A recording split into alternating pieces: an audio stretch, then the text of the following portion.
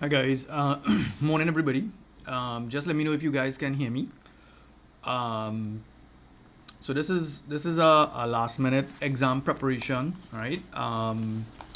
So during the day, as well as tonight, and during tomorrow, as well as tomorrow night, I'll be trying to do as much examination type questions as I can, right? All right, so what I'm going to be doing, it's 9:27, so I'll be doing some questions on vectors and matrices, right? That's what I'll be doing, vectors and matrices, right? All right, so I have a question here. So make this a little bigger. All right, so I have three matrices, A, B, and C, right? And the first part of the question here, explain why the matrix product AB is not possible, right? Now, whenever you are given a question like this, right, what you need to do, you need to understand what is meant by the order of a matrix first before you can answer something like this. So in the case of the matrix A, which is given by 3, 2, 1, minus 1, right? This is the matrix A here, right? Now, the order of this matrix here, now the order of a matrix is simply how many rows we have. So we have one row, two rows. So the order is going to be 2 by, we need to figure out how many columns we have. We have one, we have two columns. So that's a 2 by 2 matrix. So that is the order of matrix A. In the case of matrix B, however, right, if we watch this, we have minus 1, we have 3, we have 2, we have 4, we have 0, we have 1, right? Again, the order, right, has to do with how many rows and how many columns we have. So if we look at rows, you always write for rows first. 1, 2, 3 rows. So the order of this matrix here is a 3 by. And we look at how many columns we have. We have 1, we have 2 columns here. So this matrix here is a 3 by 2 matrix, right? Now, we know the order of the matrix. Now to explain, right, why this is not possible, we have to look at the number of columns in the first matrix and the number of rows in the second matrix. So this number here, in order for two matrices to be multiplied, this number and this number have to be the same. So when I say explain why it's not possible, what you need to say is you need to indicate the order of each matrix, and then you need to say that the number of columns, right, in A is not equal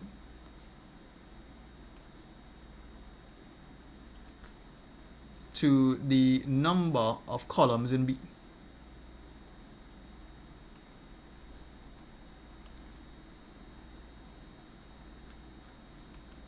Right? So this is all we need to say in order to answer part 1, right? So that's an easy 1-mark problem here. The second part, state the order of the matrix product AB, right? So this is matrix A here, this is matrix B here. They are both a 2 by 2 matrix, right? So let me show you something here. A multiplied by, right? Sorry, this should have been AC, right? This is AC, right? So the product AC, right? Now matrix A is a 2 by 2 matrix, right? And you're multiplying that by C, which is also a 2 by 2 matrix. Now, in order for these two matrices to be multiplied, the same condition must apply. This number here and this number here needs to be the same, right? Before you can multiply two matrices. Now the answer, right? The answer is going to have an order given by this number by this number. So in this case, our answer is going to be a 2 by 2 matrix. So the answer for part 2 here is a 2 by 2 matrix, right? That's what we're looking at here. And the third part of the question, we want to perform a matrix multiplication, right? We want to work out C by A, right? So to work this out, so C is 2 minus 1, 3, 4. So C is 2 minus 1, 3, 4, right? And A is equal to 3, 2, 1 minus 1.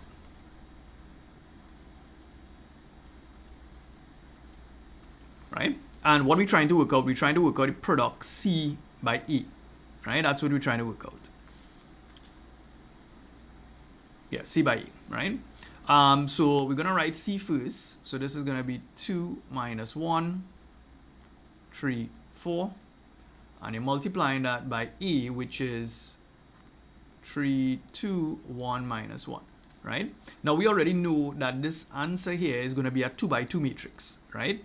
So what I normally do, I normally let students write it like this: element 1, 1, element 1, 2, element 2, 1, and element 2, 2, right? Now the reason, if you're not comfortable multiplying a matrix, right? If you're not comfortable multiplying a matrix, then what we do, we actually, I show students this way so they understand a little better, right?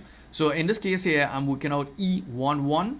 That means that I'm going to take, and watch this carefully here, the process. Once you understand the process, the multiplication becomes very easy. So this here is row 1 multiplied by column 1, right? Row 1 by column 1. So what you're going to do here, you're going to say 2 multiplied by 3 plus minus 1 multiplied by 1. 2 by 3 is 6, plus minus 1 by 1 is going to give you minus 1, and this is going to give you 5. So just like that, I've already worked out one of the answers here already. So this here is actually 5 going to come here. Then we need to work out E12. Now it doesn't matter the order in which you multiply. You figure out E1, E12, E21, E22. It doesn't matter the order, right? So I'm just going to work out E12 one time. Now E12 means that I'm going to take row 1 and multiply it by column 2. So that means I'm taking this row here and I'm multiplying it by this column here, right? So let's see how we're going to do that. So this is going to be 2 by 2, 2 multiplied by 2, plus minus 1 multiplied by minus 1. So 2 by 2 is going to be 4, right? Plus minus 1 by minus 1 is going to give you positive 1. So look, I'm getting 5 again. So this number here is also going to be 5, right? The next thing we're going to work out, I'm going to work out E21, right? So E21 is going to be, I'll use a different color here so you'll see what's happening, right? Let's use purple this time. So you're taking row 2. So we're taking this row now, right? And then we're multiplying it by this column here, right? So that's going to be 3 multiplied by 3 plus 4 by 1, right? And that's going to give me 9 plus 4, and that's going to give me 13. So this number here is going to be 13, right? The next thing we're going to work out now is E22, right? And that's going to be equal to, you're taking the second row in this matrix here, the same 3, 4, and you're multiplying that by 2 minus 1, right? So this is going to be this here, this row here, but you're multiplying this time by this second column here. So this is going to be 3 by 2, right, plus 4 by minus 1. Right? In this case, it's going to be 3 2s are 6 plus minus 4. So this is going to give me 2. So this is going to be 2 here, right? So this is a very straightforward question here once you understand how to multiply a 2 by 2 matrix, right?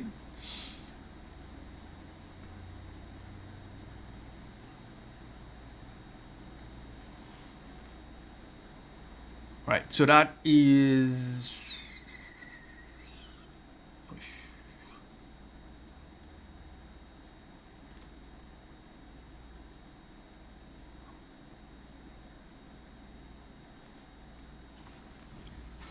All right, so let's try a next one here now.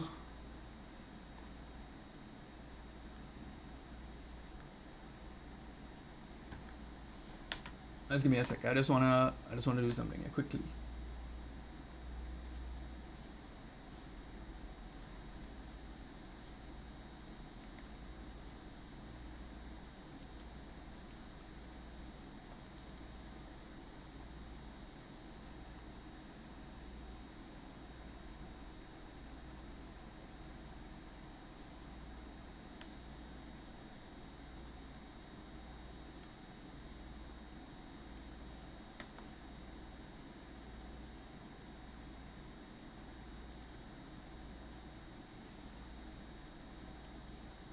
One second, my file was giving a little issue here.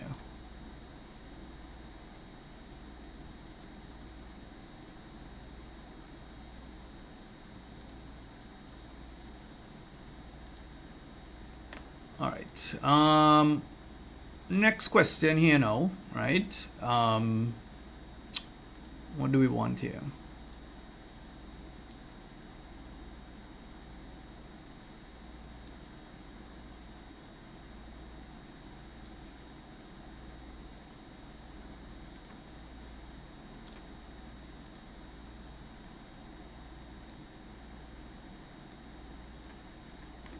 All right, in this next question here, we have a matrix M, right? And they said determine the value of P if the modulus of M is 7, right?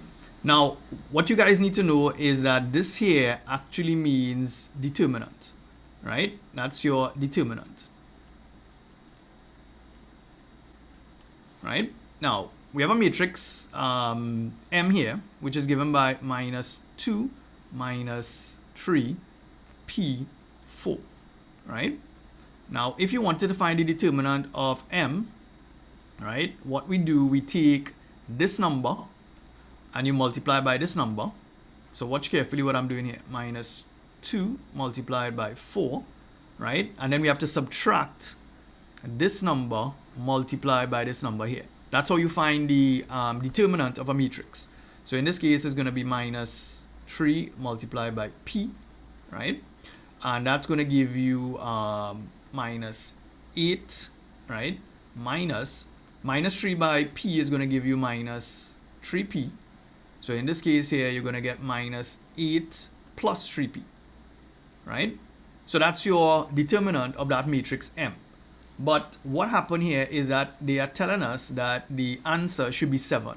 So all you need to do is to say minus 8 plus 3P is equal to 7, right? So 3P is equal to 7 plus 8. So 3P is equal to 15. So therefore P is equal to 15 over 3. So that's going to be equal to 5, right? So what you need to remember here is how to find the determinant of a matrix, right? So if I have a matrix given by A, B, C, D, right? And let's call that matrix M, right? The determinant is given by A multiplied by D minus B by C. So that's what you all need to remember when it comes to the determinant of a matrix, right?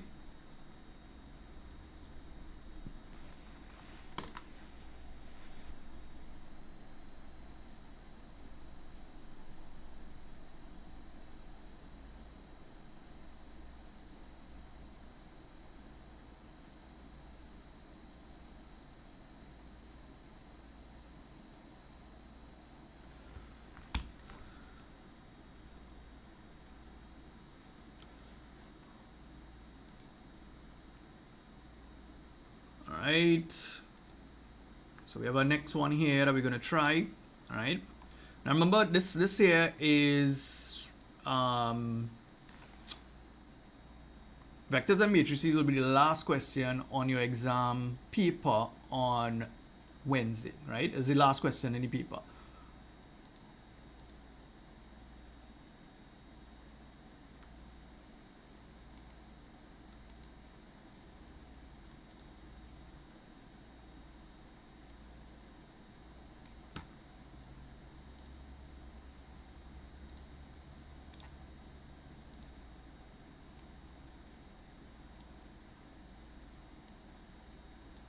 All right, so this particular type of question, students generally have problems with it and they don't necessarily like doing them, right?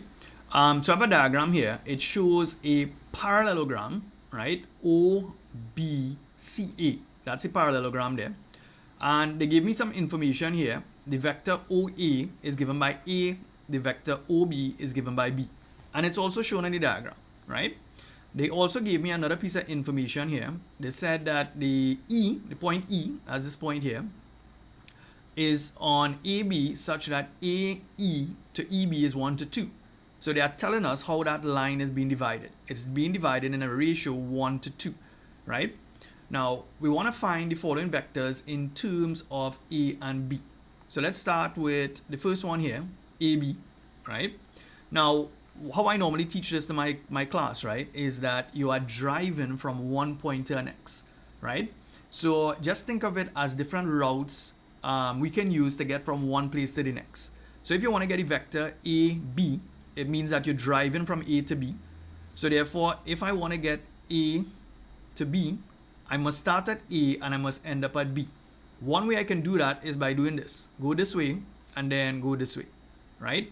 So I can go from A to O and then O to B, right? That's a possible path that I can take if I want, right? Now the vector AO, and this is something you all need to know. If OA is equal to A, but I want to go in the opposite direction, all you need to do is to put a minus sign in front of it. So the vector AO is minus A. So this is going to be minus A plus the vector OB, which is going to be B, right?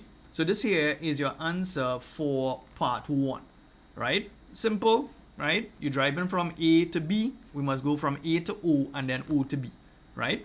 So that is part 1. Next thing that we want here, we want to get BE, right? You want to get the vector BE. So that's this vector here, right? Now the thing is, you know, so this part 2 here, right? Now look at the direction. Direction is also important when you're doing these questions. The vector AB, right, is given by minus A plus B. That's the vector AB. But if I want to go in the opposite direction, if I want to go to in this direction here, BA, all you need to do is to multiply by minus 1. So this will become A minus B. That's the vector in the opposite direction, right?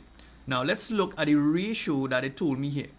They told me the ratio AE to EB is 1 to 2. Now, some students, they kind of get confused with this, right? What that means is that the line is divided into one part to two parts, right?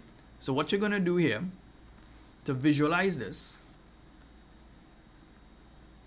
right? So A to E represents one part, and the second part, EB, has to be divided into two equal parts, right? So that line AB is really being divided into 3 equal parts. And that's something that you need to understand. When you see a ratio 1 to 2, it means that you are dividing a line, right, into 3 equal parts. That's an important concept that you need to understand, right? So here's what's happening here. You want to get a vector BE. Yeah, that's what we want, BE, right? So BE, right? Well, now the thing is, BE is part of the line BA, right? So BE is actually 2/3. Now watch this carefully here. BE is 2/3 of BA, right? I hope that making sense, because BE is 2 parts out of the whole line, right? So this here is going to be 2/3 multiplied by BA. Well, we know what BA is. It's A minus B. So this here is going to be 2/3 A minus 2/3 B. Hope that making sense. Yes, Tashana, you can do that if you want as well, right? But what I normally do, I try to teach all of vector algebra in terms of addition, right? Because it makes more sense to the students. But if you understand that way, that's fine. You can go ahead and do that.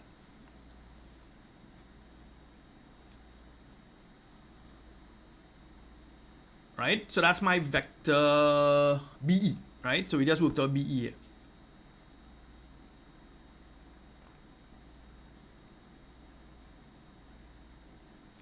Right? The next vector that we want here for 2 marks, we want to work out the vector CE, right? Now you have to pay attention when you're doing these questions, because sometimes you might need information from a previous part of the question, right? Now, this is a parallelogram, right? Whenever you have a diagram where you have parallel lines, there are certain pieces of information that you can determine very easily. So if this vector here, if OA is given by A, it means that this vector BC is also A, right? And I can say that because this diagram here is a parallelogram. The line OA is parallel to BC. I can also say that the vector AC is given by B as well. And I can only say that because the diagram is a parallelogram, right? So now, you want to get a vector CE. So you're starting at C and you want to end up at E. How do we do that?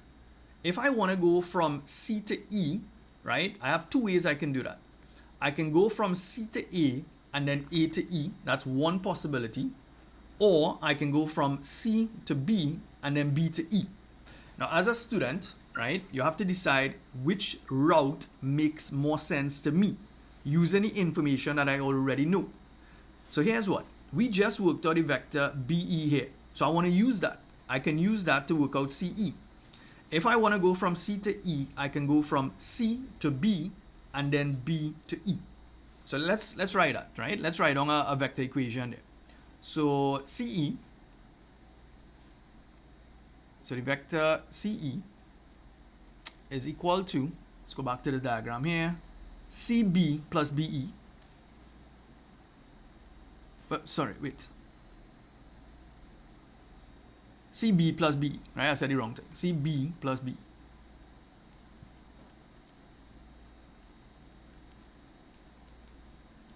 Right? So all I'm doing here is looking at the diagram.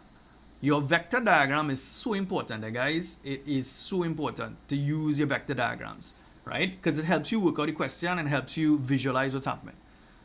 So this one here, I want to get CE. So I'm going from CA to BE, right? Now, CA, sorry, I said the wrong thing again. Yeah, CB, my bad, right? CB. Now, CB is actually negative A. So the vector CB is equal to negative A, right? Right, CB is that. And then BE, we just worked out BE. B is 2/3 A minus 2/3 B.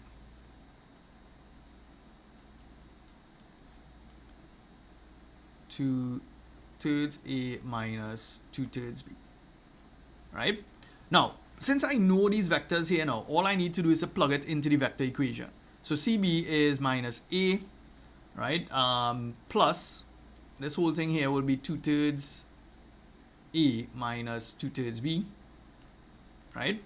So this is really minus A plus 2/3 A minus 2/3 B, right? Now, some students have a little challenge with this, right? And what I suggest you do when you're trying to add or subtract these things here, what you can do in this case here, you can factor out the A, and this becomes minus 1 plus 2/3.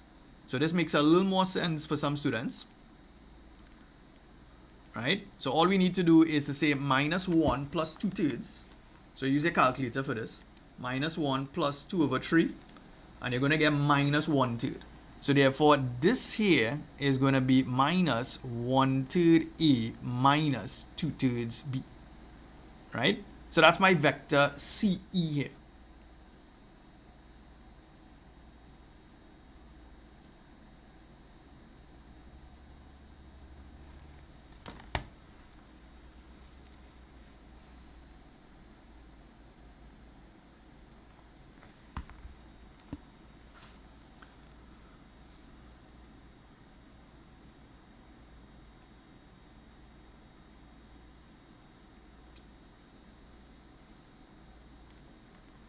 Now, vectors is generally a difficult topic, eh? So if you don't have it as yet, right? I mean, you still have between today and tomorrow, but it's not something that I can go into serious detail to explain certain things, right?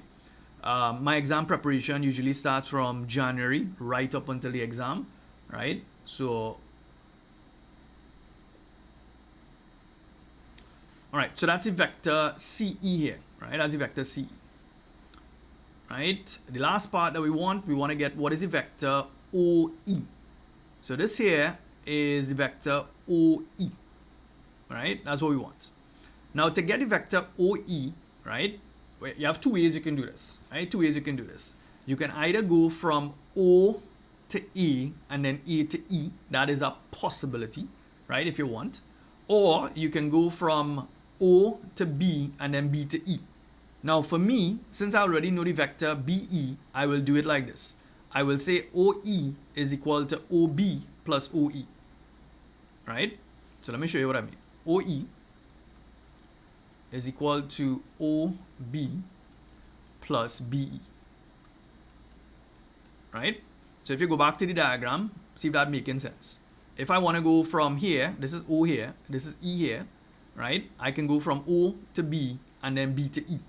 Now OB is B, so the vector OB is equal to B, and BE we had just worked out that previously, right? Which was, what is BE again? 2/3 A minus 2/3 B.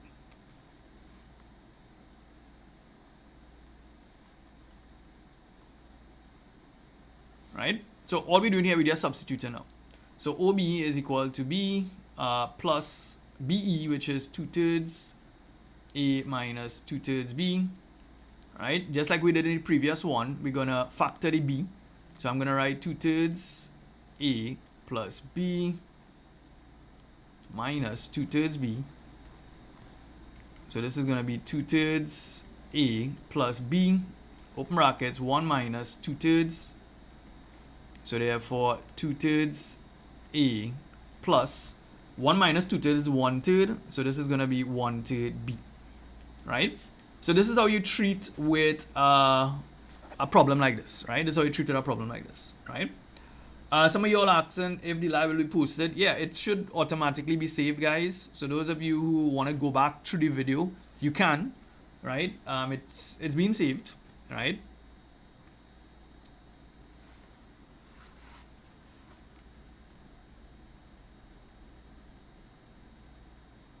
Alright, so Caleb, yep, I'm glad I'm able to help. Alright, so that's a full exam type question there, right? So some of these questions, those are my questions, right? Okay, so let's do a second one here now, right?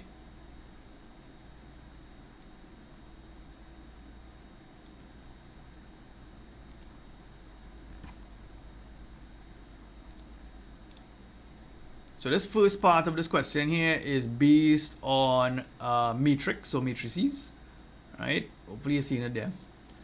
So you have a transformation matrix, right? One of them is given by P, right? And it says it's a rotation of 90 degrees anti-clockwise about the origin. So if you all recall, certain transformations can be represented by a matrix, right? So things like reflection, things like rotation, we can use a 2x2 matrix in order to represent that, right? The second one here, Q, the transformation matrix Q, is given by this here, 0, 1, 1, 0, and it represents a reflection in the line with equation y is equal to x, right? So I have two different transformations here. In part one, we want to write down the coordinates of A prime, right? The image of this point here, after it undergoes a rotation of 90 degrees anti-clockwise, right? Now, this here is a 1-mark question because they will assume that you know exactly what you're doing. So here's what you do in a scenario like this. We're talking about a rotation of 90 degrees, right? Anti-clockwise. So we're looking at this particular matrix here. So whenever a point undergoes a transformation, what you do, you write down the matrix first, and the order is important here. So you have to put the matrix first, 0, minus 1, 1, 0. That's the matrix, right? And this is the point that you want to transform. So therefore, you're going to take that coordinate and you're going to write it in a column vector format, which is going to be 4 minus 3. And all we need to do is to multiply this. When you multiply this, you are going to get a column vector here, which is going to be the coordinates of A prime, right? Now, I'm not going to go through the full explanation here, or the detail thing that I normally do, right? We multiply into matrices here. So we have to take this row and you're going to multiply by this column here, right? So 0 by 4 gives you 0, minus 1 by minus 3 is going to give you positive 3, right? So that's how we get that number. Then we're going to take this row here and then you're going to multiply it by this column here. So 1 by 4 is 4, 0 by minus 3 is 0. So therefore this here is going to be 4, right? So what that means is that the coordinates of A prime, so therefore you're going to say A prime is simply going to have a coordinate given by 3, 4, right? So this is what this is going to be here, right? A prime is going to be 3, 4, right? So that's your 1 mark here. There's no fancy calculation. All I'm doing here is multiplying a 2 by 2 matrix by a 2 by 1 matrix, right?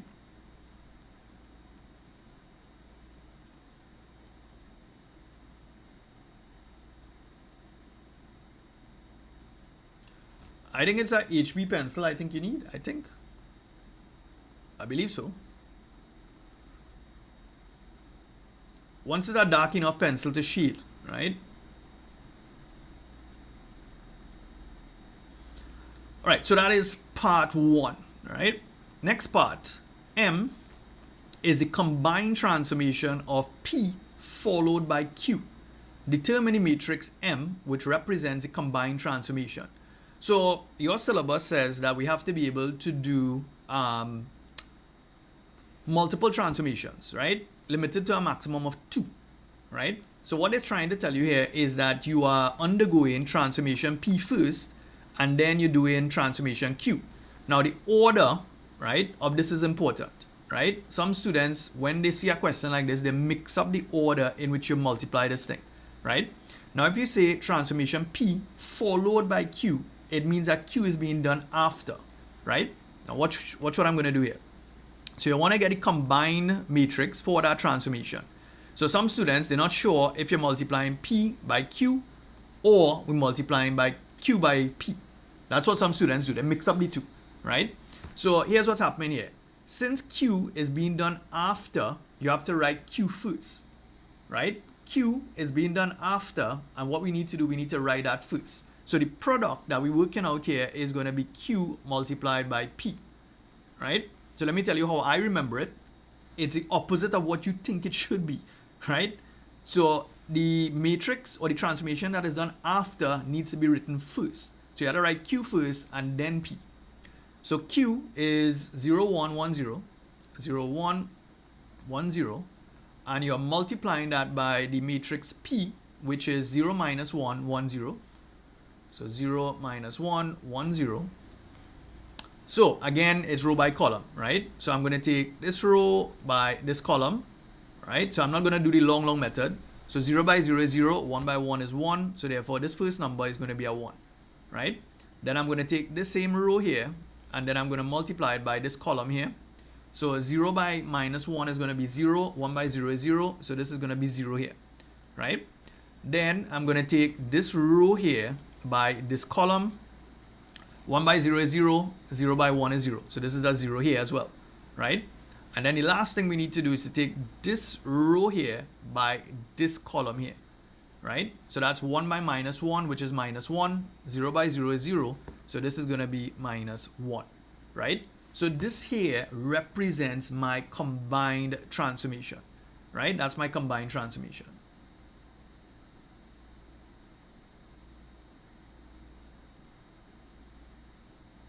All right, somebody's asking if you leave it in column vector format, right? That's the previous part you're talking about. Yeah, chances are they will still give you the mark because it's only 1 mark, right? So if you don't necessarily write the coordinate as 3, 4, if you have the column vector format, they probably will still give you the mark, right? Right, so that's my combined matrix here, right? That's my combined matrix. So the next thing now, describe geometrically the transformation represented by M, right? Describe geometrically the transformation represented by M, right? So remember, you're doing 2 things here. P followed by Q. So you're rotating for 90 degrees, right? And then you're going to do a reflection, right? Describe geometrically the transformation. So what I would do in a scenario like this, right? You can, since this is a combined transformation here, right? What I would probably do, I could use the same point 4 minus 3, right? So A was 4 minus 3, right? So if you're not sure how to describe this transformation, have a look at this. What we're going to do, I'm going to take this point A and I'm going to use this vector here to see what is going to be my end result. So what I will do, I will say 1, 0, 0 minus 1, and I'm going to multiply that by 4 minus 3, sorry, right? And let's see what happens, right? Let's see what happens. Let's see where this point goes. So row by column, 1 by 4 is 4, 0 by minus 3 is 0. So this is going to be 4 here. Then I'm going to say 0 by 4, that's 0. Minus 1 by minus 3 is going to give me positive 3. So if you notice something here, this here represents your coordinates of your image, right? Now, to describe the transformation, what I would do, I will do a little sketch, right? So let's see. So this is your x-axis, this is your y-axis. The point E is given by 4 minus 3. So this here is the point E, and this is 4 minus 3, right? But look at the image here. The image changes to 4 positive 3. So this here, let's call that A prime. This is 4 positive 3. Could anybody put in the chat for me, what do you think this combined transformation is represented by? What do you all think the combined transformation, what transformation is that for that combined matrix? Anybody? Let me see if you all know.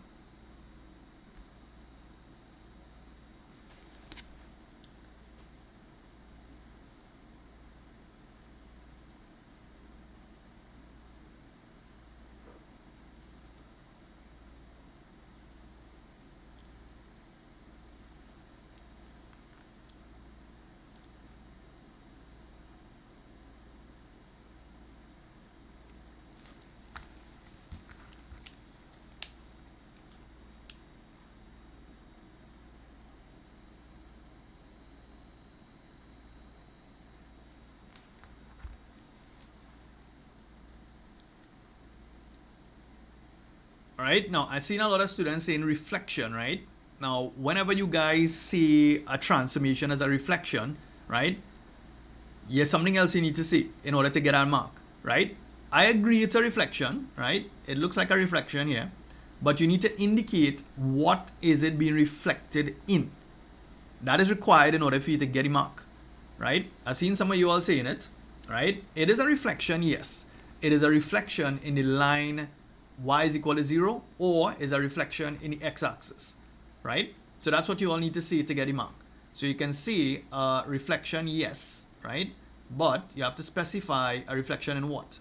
So a reflection in the x-axis, right? Or the line y is equal to 0. You all need to know that the x-axis is also called the line y is equal to 0, eh?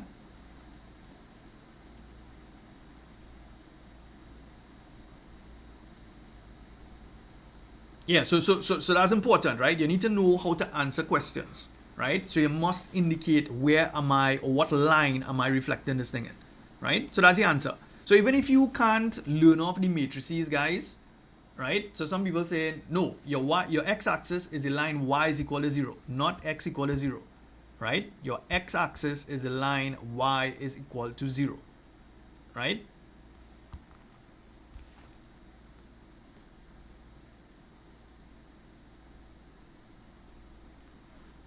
All right, so let's see what's happening here, right? So to be honest, guys, I have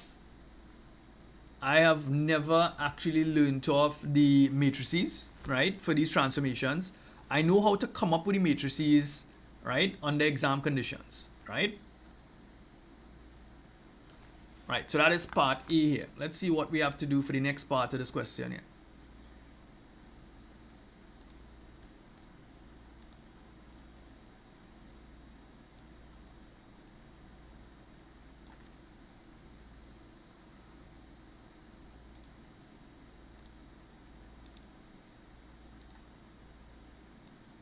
Right, we have our next matrix part here, right? We have our next matrix part here.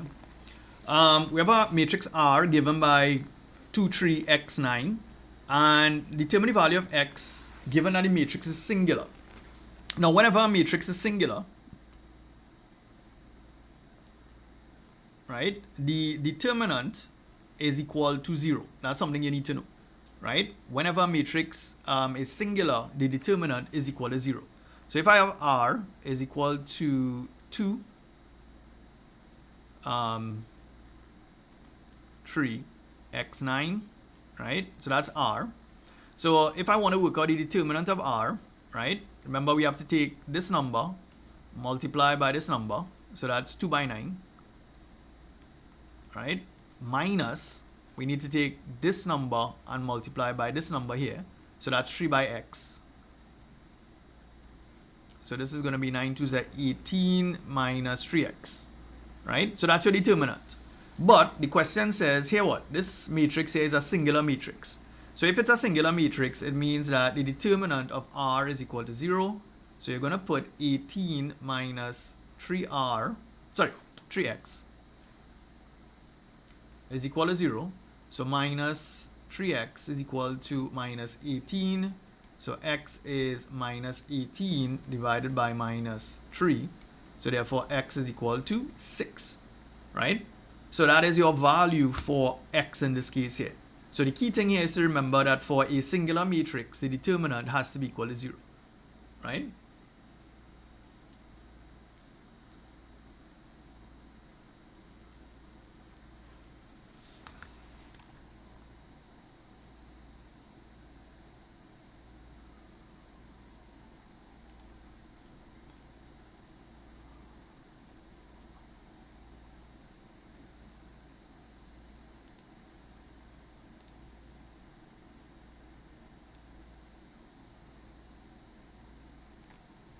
Alright, so we have the last part of this question here, which is, what is this?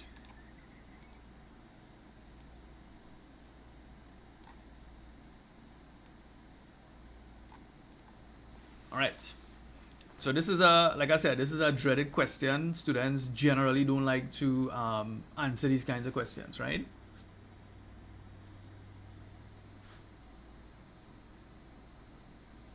Now, if you don't explicitly state that the determinant is 0, remember you still have to work it out, eh?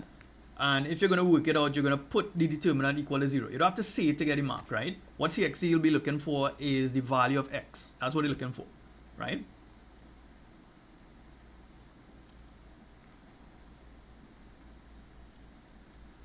All right, so let's have a look at this question that, like I said, people generally don't like these questions, right?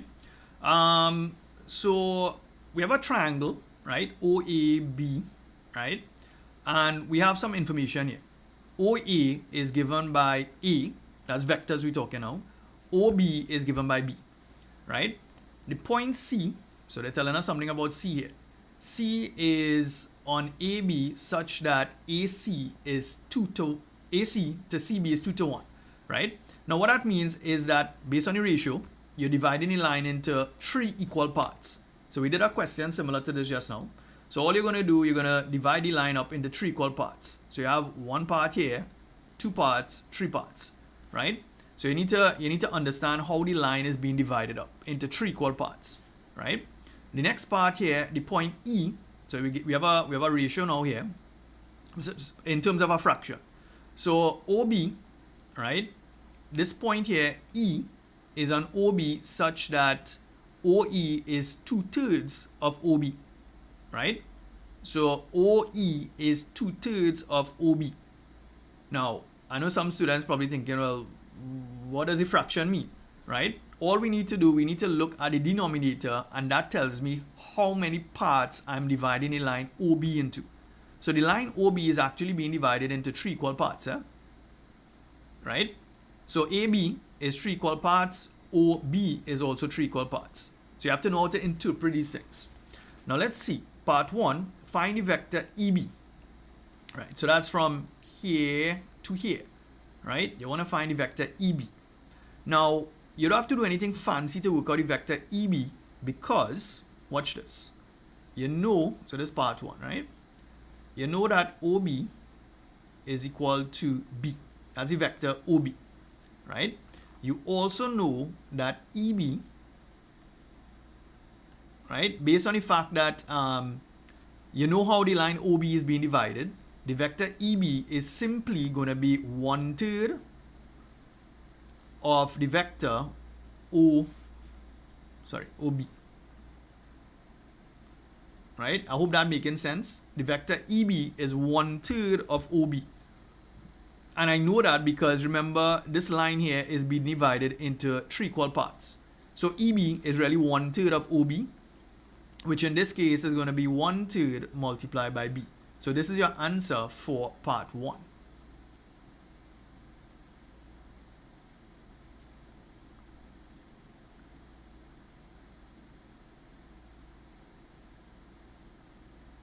Right, I know some of you all probably wondering which past paper is this. These are my own questions, right? These are my own questions, right? But they're all kinds of questions that we would get in the CSEC exam, right?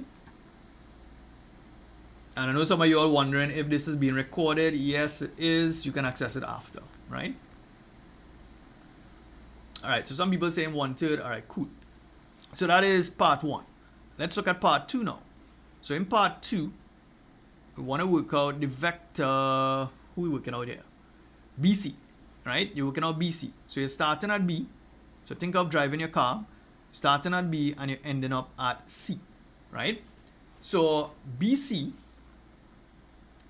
right? The vector BC, right, is equal to, right? Now based on how the line is being divided up, right? BC is actually 1/3 of the vector BA, right?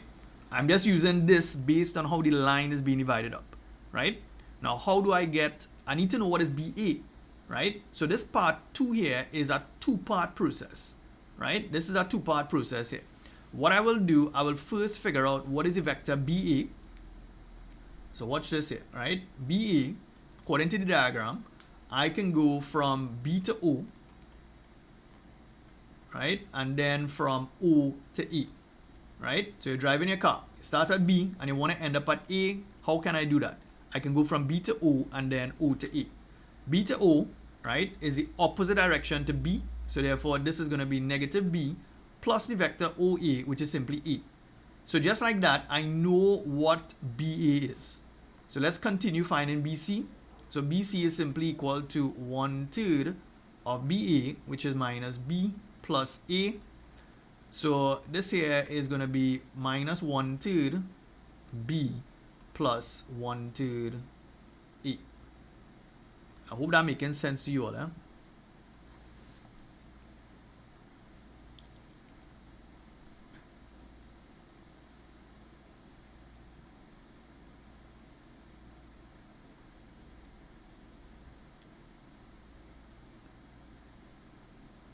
Right now, like I said previously, there are some students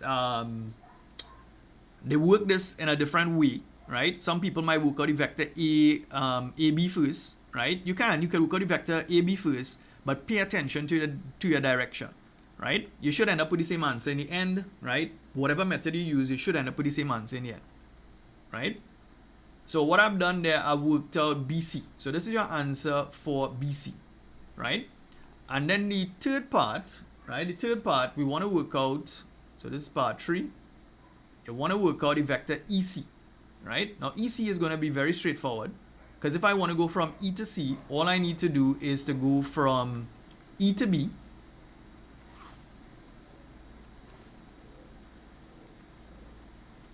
E to B, and then B to C, right? But here's the thing, we just worked out EB and we just worked out BC. So it's just a matter of substituting now. So EB was 1/3 B plus BC. We just worked out BC. And that would have been minus 1/3 B plus 1/3 A. Right? That's not, I realize.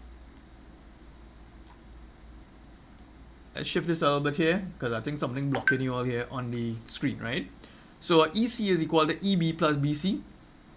So let me just add this now.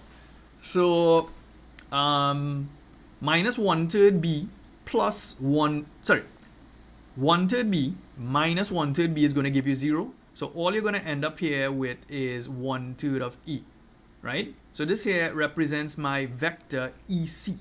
EC is 1/3 of E, right?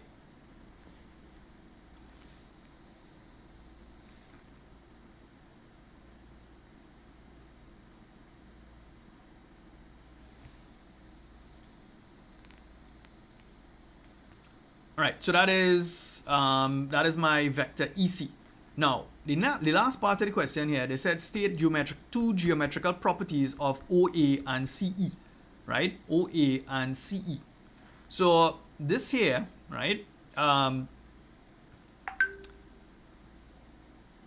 This here is one line, that's OA. CE is this line here, right? Now, if you compare the two vectors, right? If you compare the two vectors, what you can say is this, right? OA, we already know is A, that's the vector. EC, right, is given by 1/3 of A, right? Anybody feel like can answer this? What are the two geometrical properties of those two vectors? Anybody?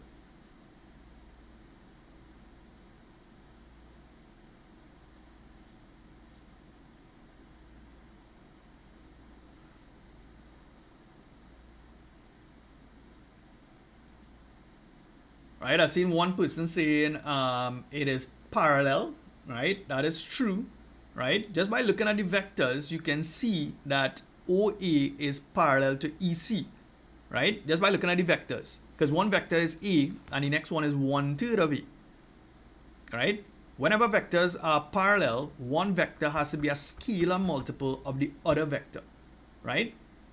Right, so some people just using words that they hear about, right? Some people using words that they hear about, right? I've seen collinear inside there. The collinear doesn't apply in this case, right? Collinear means that we have points lying on the same straight line, right? What we're doing here, guys, we're comparing this line here to this line. That's all you're doing, right? Based on the diagram and based on the vectors, you can see that this is A, this is 1/3 A. So therefore, you can say that the two vectors are parallel. That's one answer. So the two vectors are parallel.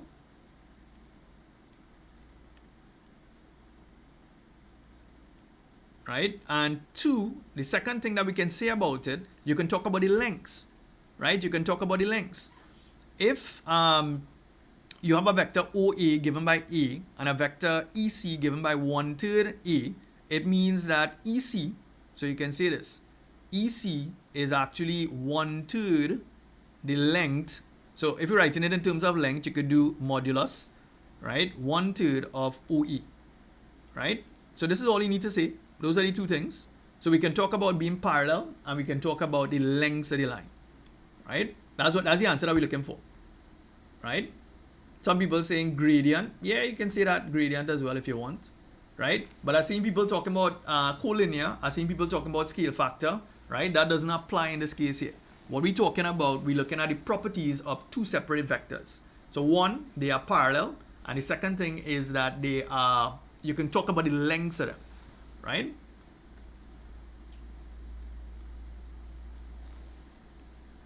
All right, so that's our second question here, right? Let's try a next one.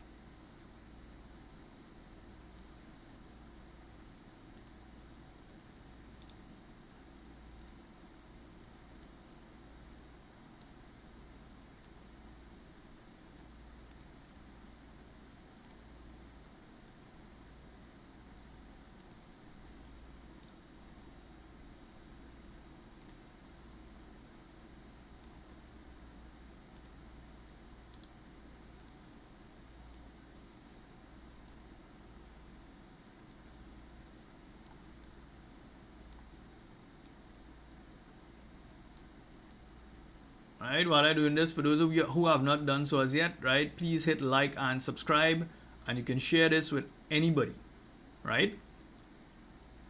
For those of you who don't know, I've been posting videos online for 10 years now. This makes it 10 years since I've been doing this, right?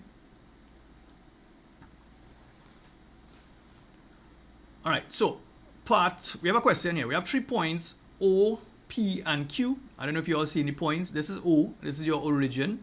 This is P here, right? This point here is Q, And what do we want? The first part, we have to write down the position vector of OB. So this is part one. This is easy stuff. So OP, right? That's this vector here, right? All you need to do, and I want you all to remember, once you know the coordinates of P, it's just a matter of writing it in column vector format. So the point P is given by 3, 1. That's the coordinate. So in terms of a column vector, it's simply going to be 3, 1. So it's nothing complicated to write down what is that vector, right? That's the answer there.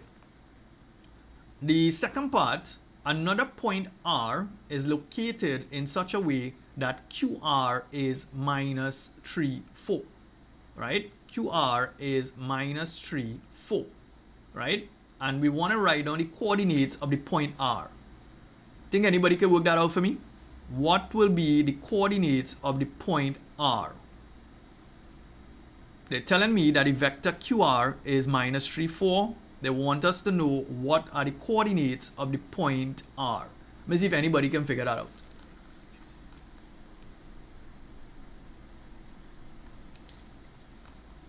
You can just type your answer in the chat if you feel, you know, right?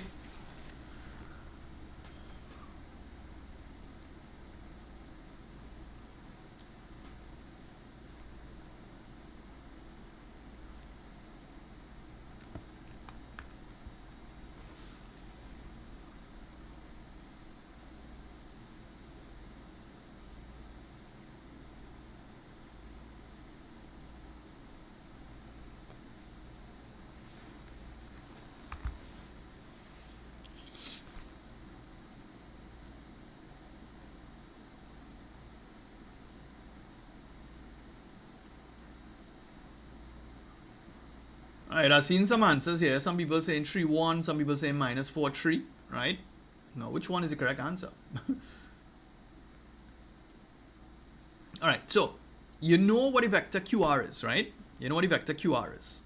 And you're trying to figure out what is the vector, or you're trying to figure out the coordinate of R, right? Now, check this out. You don't have to do any fancy kind of calculation for this, you know. QR is given by this vector here.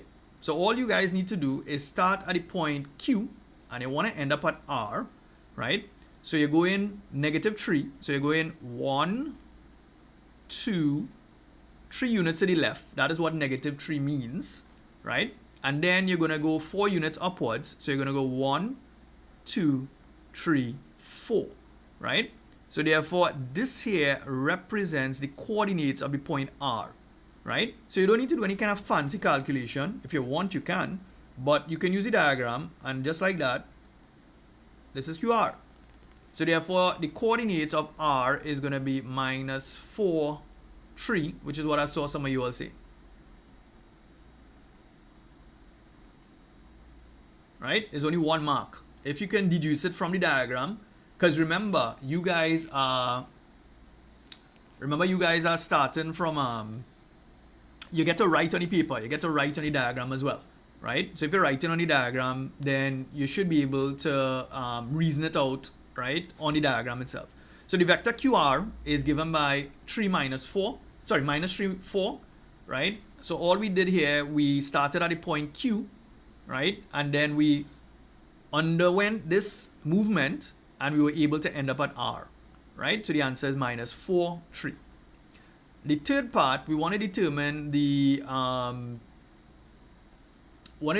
magnitude of QR. So the third part, right? Whenever you see a question like this, QR, a vector, and you have these two vertical lines here, right? What we're doing here, we're finding the magnitude of that vector, right? How do we do that?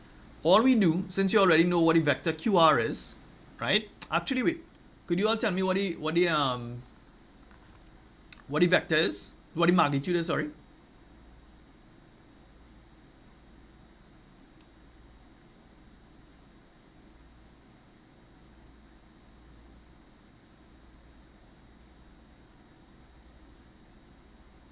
Right? Somebody saying just subtract. Yeah, you could subtract 2 if you want, right?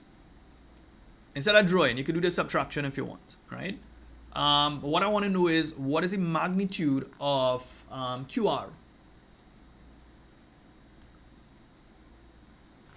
Write your answer in the chat. What is the magnitude of QR, right?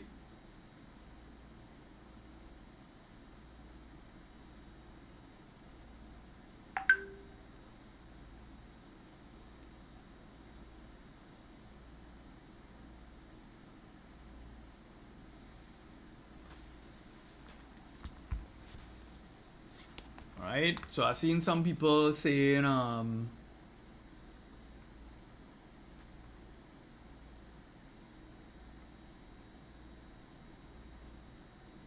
some people saying 5, right? Some people saying root 2, right? So all we're doing here, guys, we're trying to find the magnitude of a vector.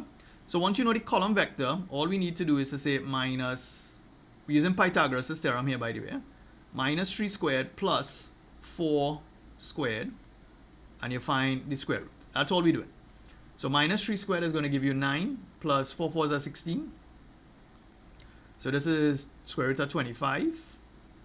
So therefore, this here is going to be 5 units, right? So that's what the answer is, right? It is 5 units.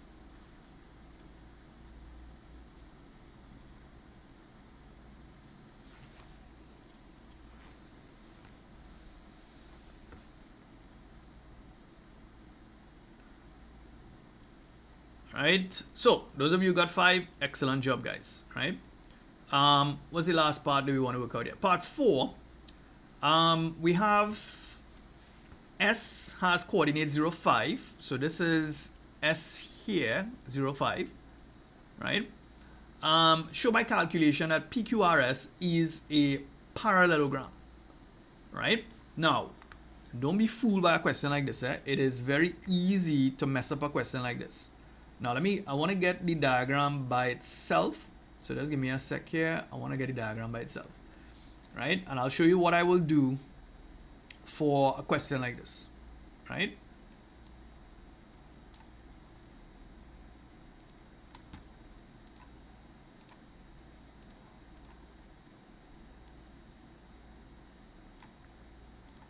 All right, so this one here is S, that's 0, 5, right? Minus 4, 3 was R, right? So basically what we're saying is that, let me join this here, let's join this here, let's join this here, and let's join this here, right? So what we have to do, we have to prove that this thing here is a parallelogram, right? That's what we need to do. Now, the thing is, we already worked out, we know QR, if you all remember, QR, right, was minus 3, 4, right? And we also worked out the magnitude of QR. So QR is equal to 5, right? Those are things we worked out already, right? And I'm going to make use of that now in order to answer the question. So I know what QR is. What I should do, I should figure out what is PS, right? So I can work out PS because PS is parallel to QR. So PS, right, the vector PS. Now you can use the diagram in order to work out these vectors. You don't need to necessarily calculate them, right?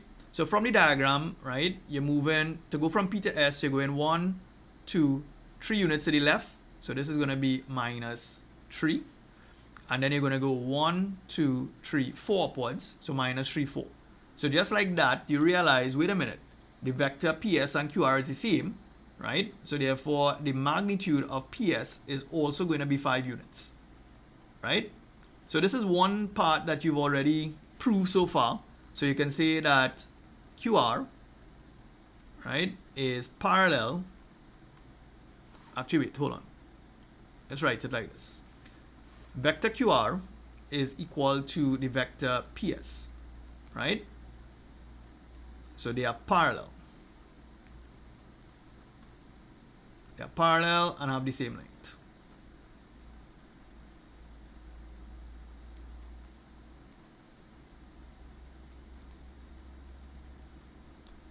Right? So this is true, right? So that's one part of the problem we work out already. What you could do, you can work out RS and work out QP. So the vector RS, right, is equal to, so you're counting again. 1, 2, 3, 4, and then you're moving 2 upwards. So this is 4 and this is 2, right? So that's the vector rs. What I can do, I can work out the length of rs if I want.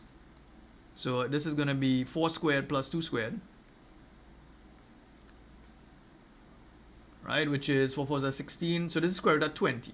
You don't need to work it out. Just know what the length is. So that's rs. Next one here is qp. QP, according to the diagram, is 1, 2, 3, 4. 4 units to the right, and then you go in 1, 2 upwards. So that's 4, 2. Right? So that's my vector QP. And again, I can work out the length QP,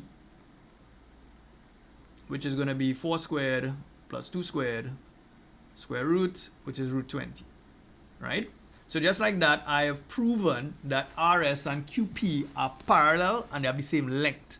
Right? So you're going to say, therefore, RS, vector RS is equal to the vector QP, right? So they are parallel.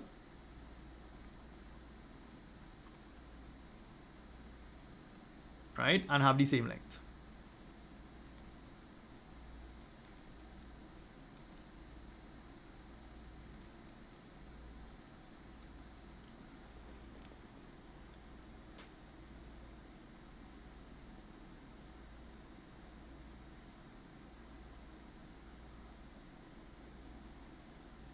Right? So, all right, some people saying do more vectors. Yeah, in the session here that I'm doing with you guys is only vectors and matrices I'm doing, right? Question 10s only, right?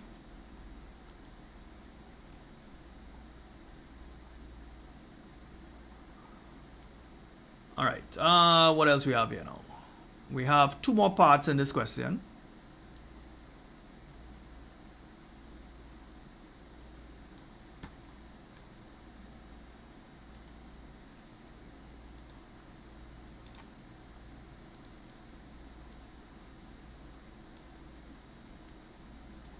All right, now let's look at part B here, right? Now part B in this question, we want to calculate the value of P and Q given that we have this matrix multiplication here, right?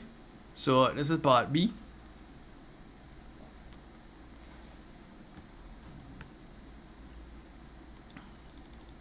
That's all. I need more space here, so I'll just take the part B alone first, right?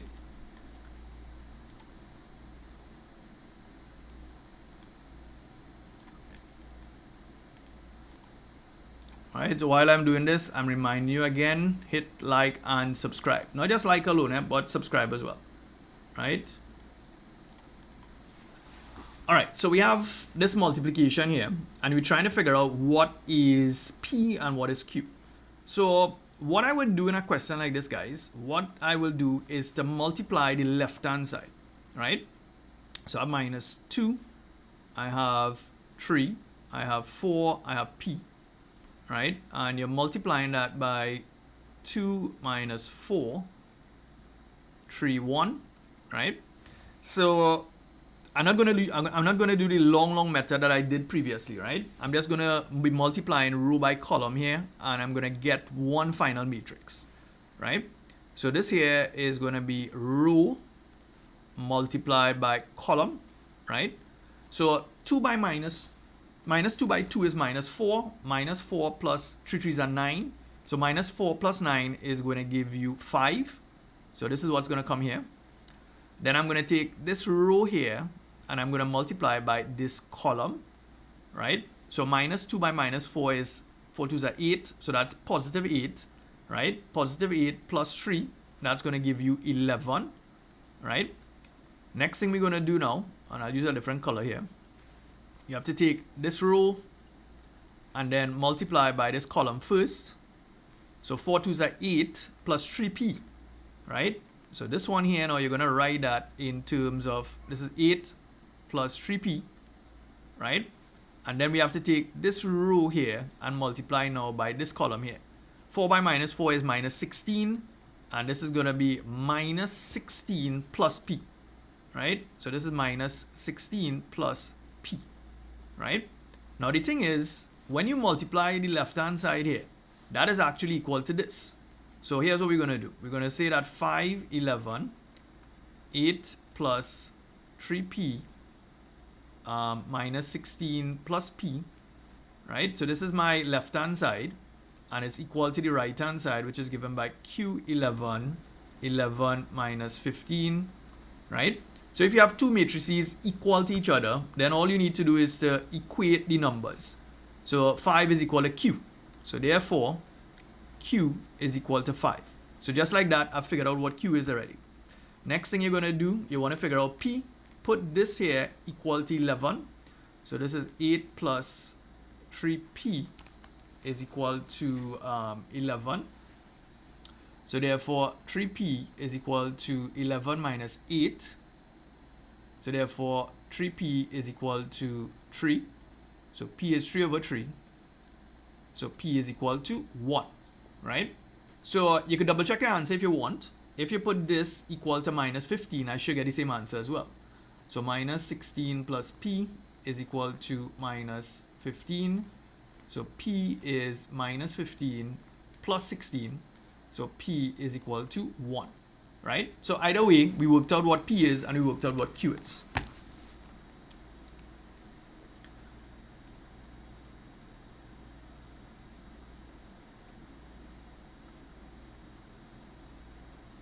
Right. So I've seen people asking about chem and physics, and they're asking about circle theorems, right? Hopefully, like I said, between today and tomorrow, I'll just do in maths, right? Sometime next week, I'll be doing for add maths, right? And once I have time, I'll probably do something for chemistry and physics as well, right? So just look out for it, right? The best thing you could do is just hit like and subscribe, because I can't say what time I'll have free time, right?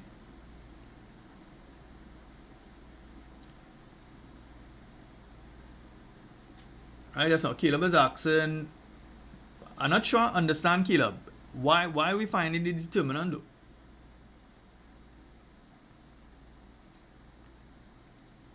Because the only time we find determinants of matrices is if we're trying to work out the inverse of the matrix, or if they tell us something about being singular or not, right? That's the only time we go and we find determinant.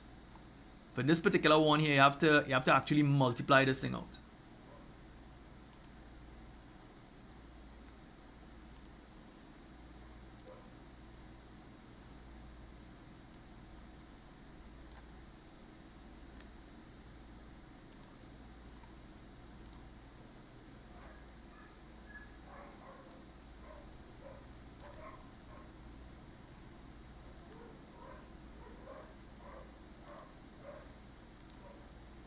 Right, now let me do the last part of this question here, right? So this last part here, a transformation T is represented by this matrix here, and it maps 3, 4 onto 3 minus 4. Describe fully the transformation. Now, like I said, I have personally never ever learned off the matrices for any one of these transformations. So they kind of help us out there though, eh?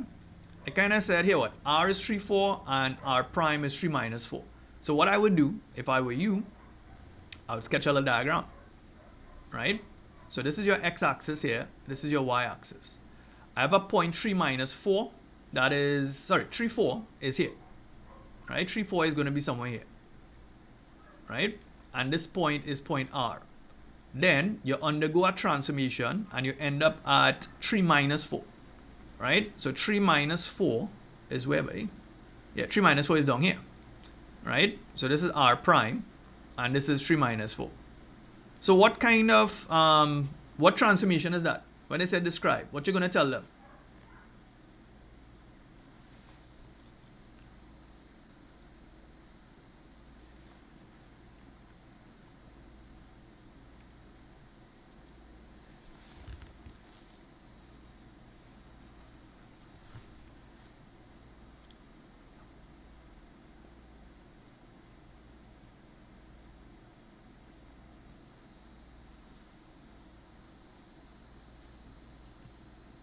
Just remember, we did a question like this recently, right? Like a little while ago here.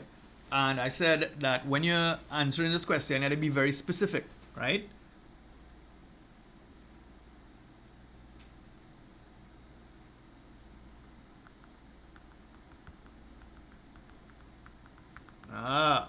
So I've seen some good answers here now, right? So guys, just remember, do not just say reflection.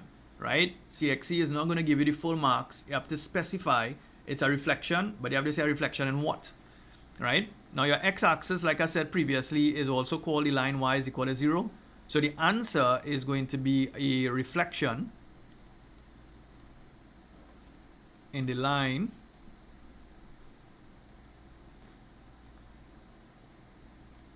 y is equal to 0, or that's also called your x-axis.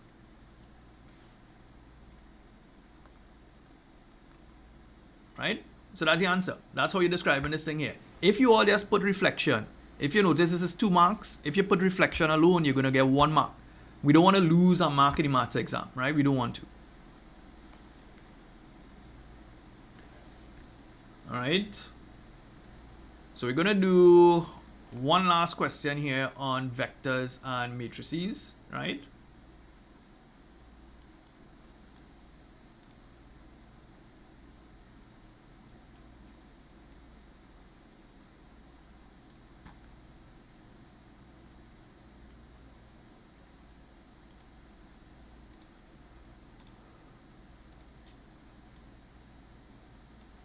Right, so this is our 4th question that we're doing here on vectors and matrices, right?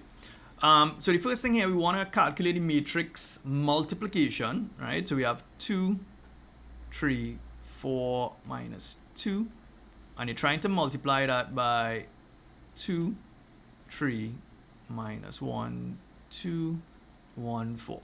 So again, I'm not going to work it out in detail, right? But whenever you multiply in a matrix, you should identify the order first of all. So it's going to be a 2 by 2 matrix here. That's 2 rows, 2 columns. This one here. Could you all write down the order of the second matrix to me? What is the order of the second matrix?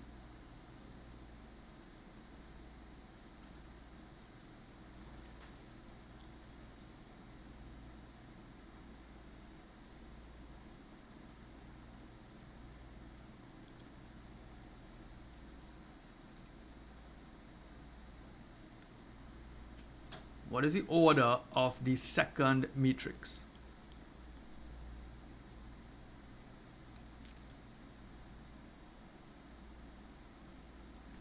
Right, so people saying it's a 2 by 3, some people saying 3 by 2, right? So it's always row by column. You actually have 2 rows, right? And you have 3 columns. So this here is a 2 by 3 matrix, right? And the reason why you can multiply them is because you have 2 here and you have 2 here, right? And your answer, when you multiply it, you're going to get a 2 by 3 matrix as your answer, right? So your final answer is going to be 2 rows, 3 columns. So I know that when I multiply this thing out, I should get 2 rows and 3 columns, right? Now let me do the second part one time. Explain why the 2 matrices are conformable for multiplication. We saw a question like this previously. It has to do with the fact that the number of columns, and this is important, this comes in the multiple choice as well, the number of columns in the first matrix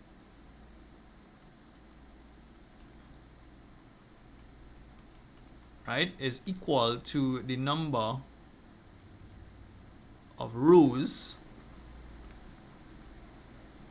in the second matrix. You need to say this, huh?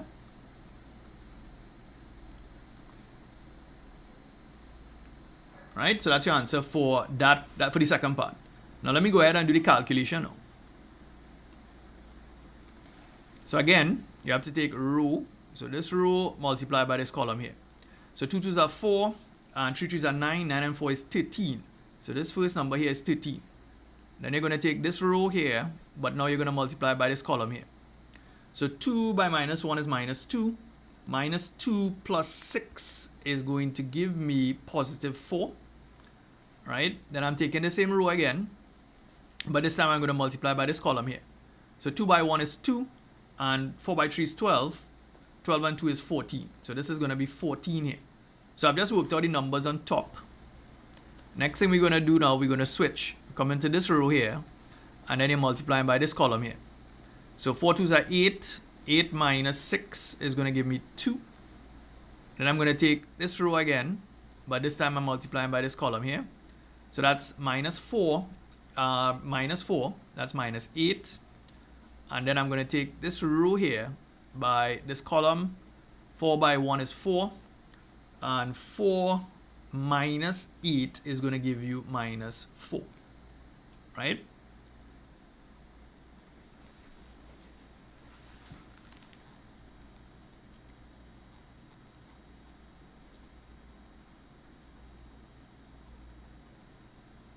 Right, let me just double check this quickly. 2 2s are 4, 9 and 4 is 13. That's minus 2. Minus 2 plus 6 is positive 4. Then I have 2 plus 12, that's 14. 4 2s are 8. Minus 6 is 2. Minus 4 is minus 8. And then 4 minus 8 is minus 4. All right.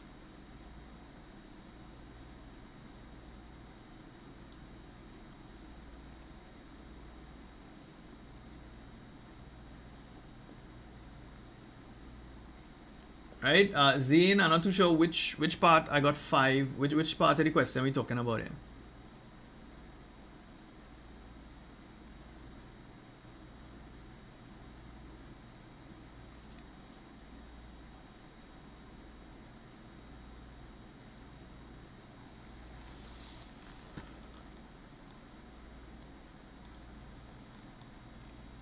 Right, while you're all having a look at that, let me get the rest of the question, right? So that was part A. Part B here, we have to work out the inverse of a matrix.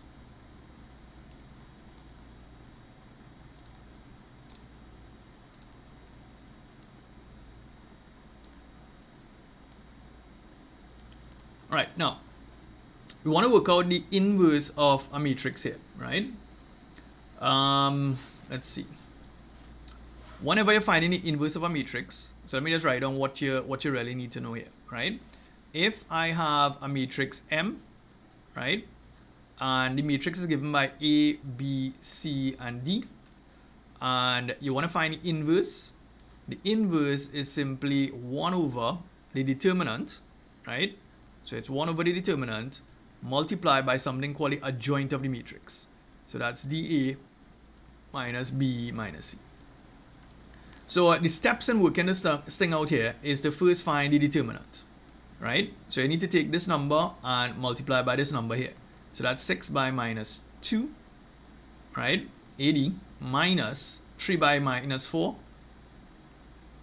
right? So 6 by minus 2 is minus 12, minus 3 by minus 4 is going to give you minus 12, right? That's now. I feel I need to change these numbers here, right? That's now.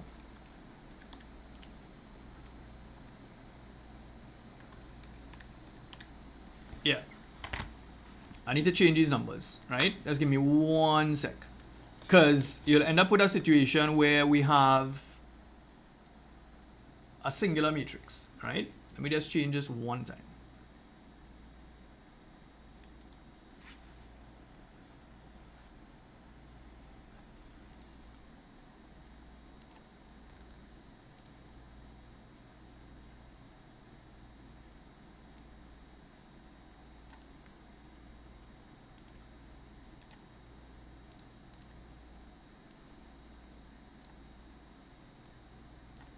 All right, so let's do this over, right? So we have this matrix M here, right? So step 1, I'm going to find my determinant, right? So you need to take this number and multiply by this.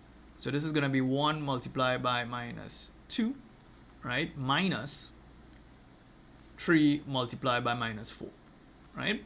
So 1 by minus 2 is minus 2, minus 3 by minus 4 is minus 12.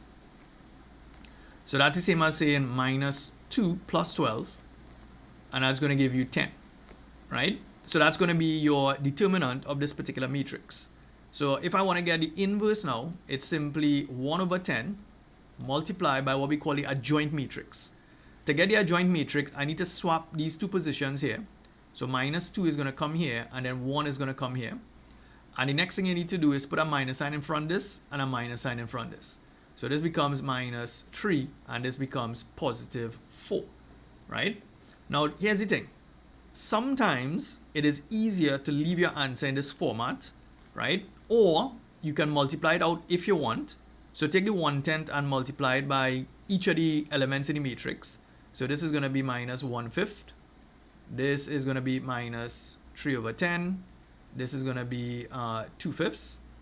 And this one is going to be 1/10, right? CSEC will accept any one of these answers here, whether you multiply it out or not, right?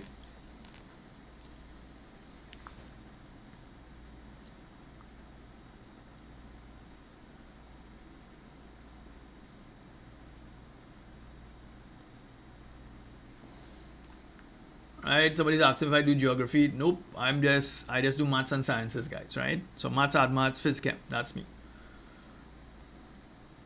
Right, some people asking about functions. If I get a chance, like I said, whatever time I have between today and tomorrow, right, I'll be doing some free sessions, right?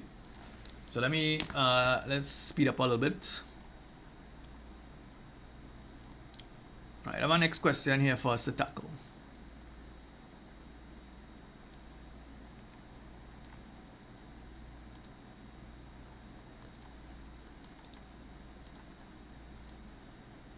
Right, so this one is our next vector question, right? I know people don't like vectors, but it is a short question in the exam, right? Now, don't rush and do this question first, unless you're real good in vectors, right? My advice to you is tackle the questions that you are good at first, right? Don't just rush and do what they call hard questions first, right?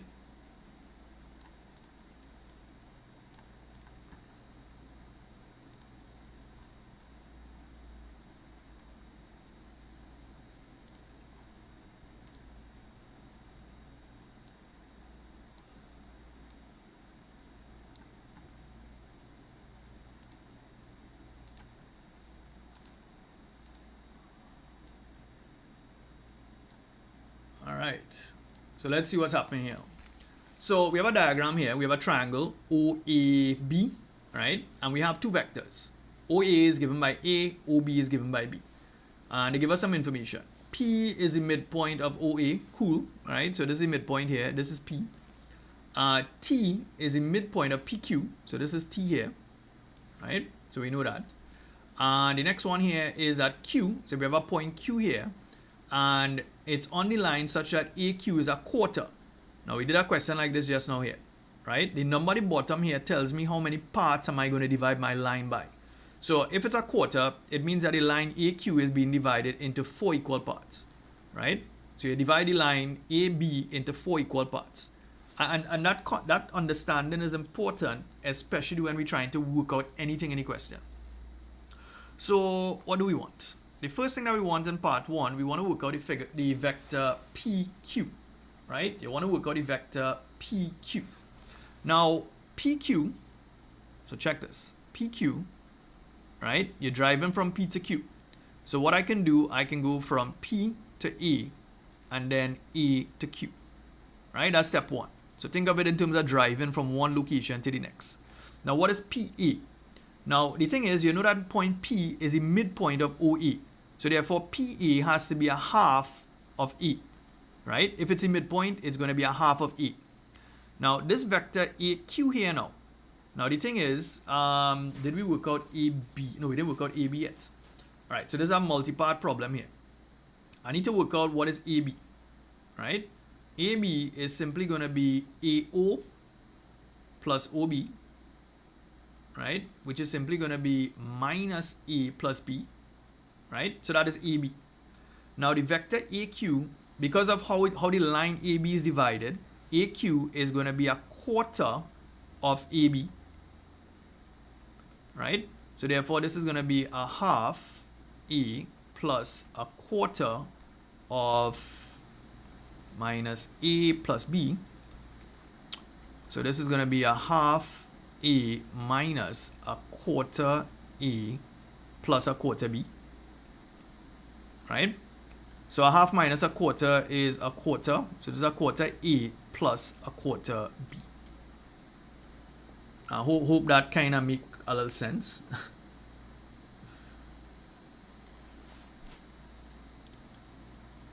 Right? Somebody actually work it out already, right? Who is vamp, right? You get a quarter A plus a quarter B. Well done. Right? So that is your vector PQ, right?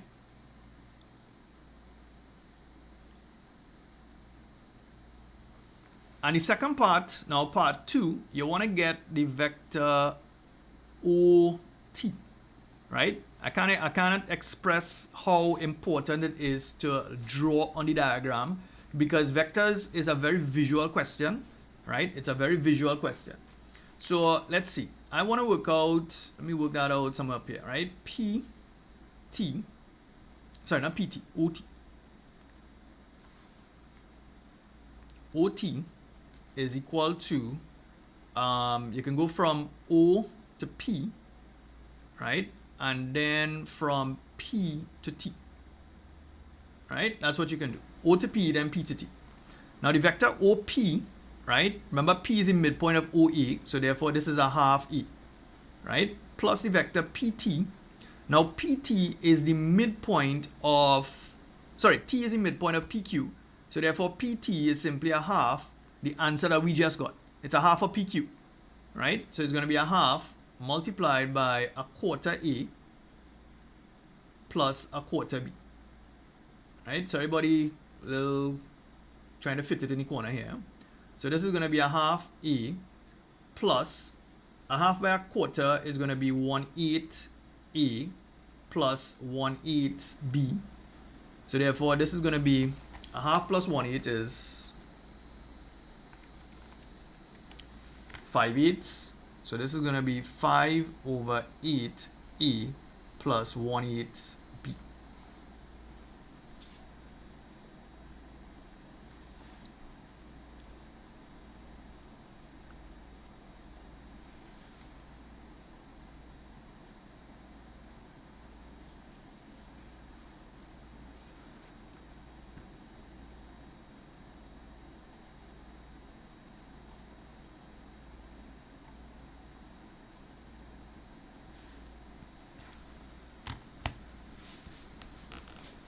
Right, again I've seen Vamp got the answer as well, right? Excellent. Right, now those of you who are having trouble, some of you all saying you're not seeing properly, right? I'm actually streaming in HD here, right? So it could be your internet connection, your end. You can always refresh the page. You can also select the cogwheel and adjust your adjust the resolution of the video, right? And that'll help.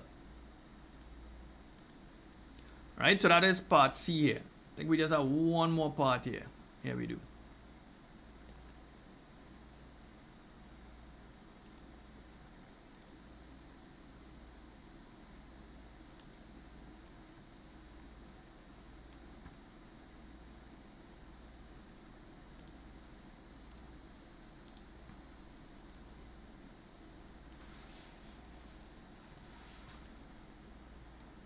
All right, we have our next diagram here, right? Right, so we have A, B, and O, right? We want to write down the column vector OB. So OB, right? So that's this vector here. So to get from O to B, what you're going to do, you're going to go 1, 2, 3 units to the left, right? So that has to be minus 3. And then you're going to go 1, 2, 3, 4, 5 units upwards. So it's minus 3, 5. That's one way of working out the problem. Or all you need to do is read out the coordinates here, which is minus 3, 5. Right? So this is your answer for part 1. Right? That's the column vector OB. Part 2 now, we want to work out what is the magnitude of AB. Right? What's the magnitude of AB? So what I would do first is to figure out what AB is first on the diagram. So you go to the diagram, right? You join a line between A and B, right? And then you try to figure out, if I want to go from A to B, how do I do that? You're going to go 1, 2, 3, 4, 5, 6, 7, 8. So you're moving 8 units to the left, right? So it's negative 8. And then you're going to go 1, 2 upwards. So this is negative 8, 2, right? So that's the first step that you need to do here. You need to figure out actually what the vector is, right? Now, when you have the vector now, you want to work out the magnitude now. So AB, right? This here is going to be minus 8 squared plus 2 squared. So we're using the Pythagoras' theorem in order to work out the magnitude of this vector. So minus 8 squared is going to be 64 plus 4, that's 68. So this is the square root of 68, which is going to be about 8.2. Right? About 8.2 units. Right? Or you could put 8.25, no matter. Right? 8.2, 8.25, that's okay. Right? But that is the answer for the magnitude of the vector. Right? Alright guys, so I have done a total of 4 examination type questions on vectors and matrices. Right? I'm going to pause here for now. Right? I'll go live sometime later in the day. Right? Maybe after lunch again, I'll do our next few questions. Right? Just make sure you guys hit like and subscribe, right, and share, right? Go ahead and share the links, right? I will see you guys hopefully after lunch, right? So like I said, I'll be doing some free sessions between today and tomorrow once I have time during the day and in the night time. All right. So I hope it was beneficial to some of you all. All right. All right, guys. So that's it for me. Take care, guys. I'll see you all after lunch.